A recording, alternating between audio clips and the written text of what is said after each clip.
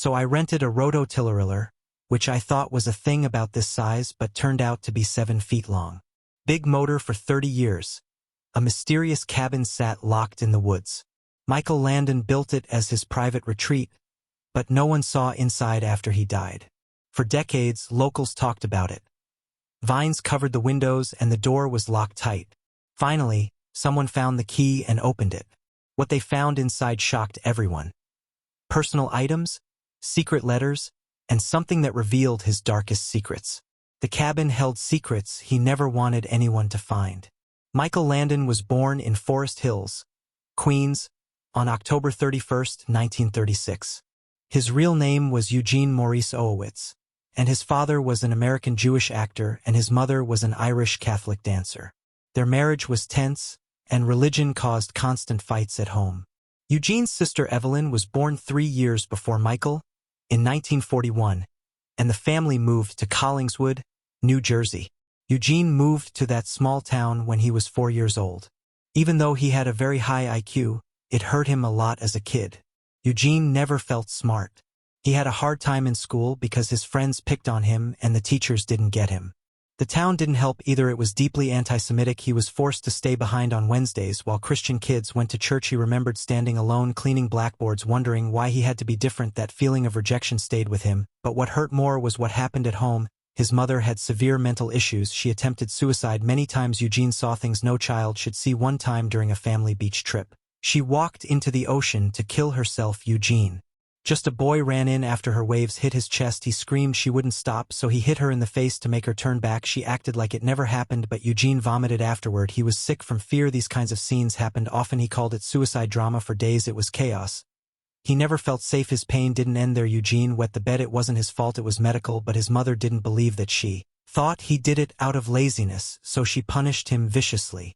She hung his wet sheets outside his window. The school bus stopped right in front of the house. Every morning his classmates saw he was humiliated again, and again Eugene tried to stop it. He'd wake up before dawn, grab the sheets, run to the laundromat, wash them, and sneak back home. Even when it was closed, he tried to break in. He couldn't take the shame. She once sent him to a sleepover just to test him. If he wet the bed there, it would be worse if he didn't. She said he had been faking all along. He couldn't win. Years later, he made a film about this nightmare. It was called The Loneliest Runner. It was his way of telling the truth, but in the middle of all this pain, something gave him hope. Sports. He found peace in javelin throwing. He was strong, fast, and focused in high school.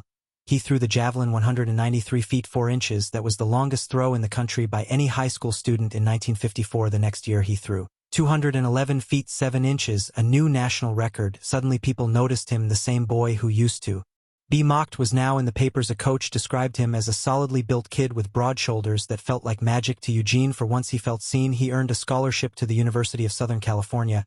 He dreamed of going to the Olympics, but he had a strange belief. He thought his power came from his long hair, just like Samson from the Bible. His teammates didn't believe that. As a prank, they gave him a crew cut. His throws dropped by 50 foot. He panicked. He pushed himself too hard. Trying to recover, he tore ligaments in his shoulder. His athletic career was over. His college days were done. His dreams collapsed in an instant. Eugene was lost again.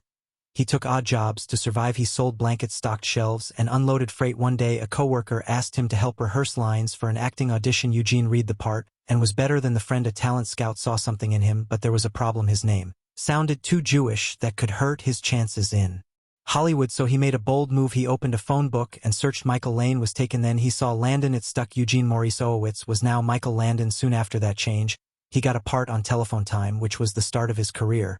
But he really became famous with a strange little horror movie called I Was a Teenage Werewolf, which came out in 1957.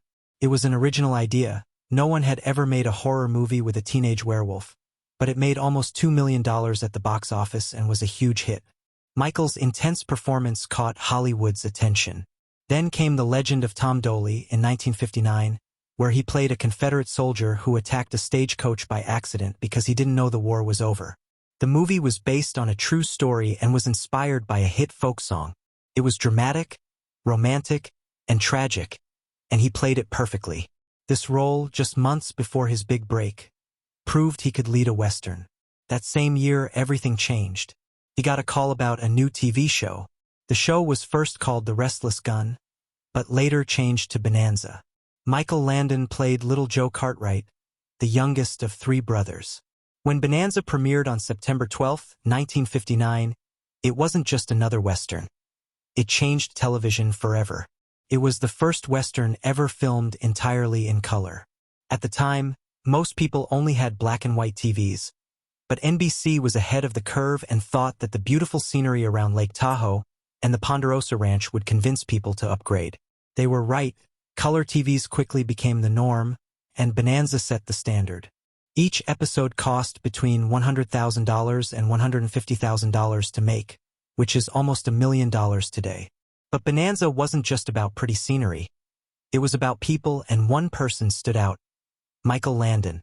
In 1966, Little Joe won over hearts all over the world. Landon got fan mail from 64 of the 70 countries where Bonanza played. He got more than 5,000 letters a week, which was more than any of his co-stars. The letters came in every language you can think of, and fans thought Little Joe really understood them. Landon joked that he could now say, "I don't speak your language," in German and Swedish. He just needed to learn how to say it in Japanese. Years ago, Landon wanted to be famous as a javelin thrower. He never thought that people would know him for acting, let alone in dozens of languages. In its first year, Bonanza wasn't even in the top 30. But by the second season, it was in the top 20, by the third season, it was number 2, and by season 6, it was number 1.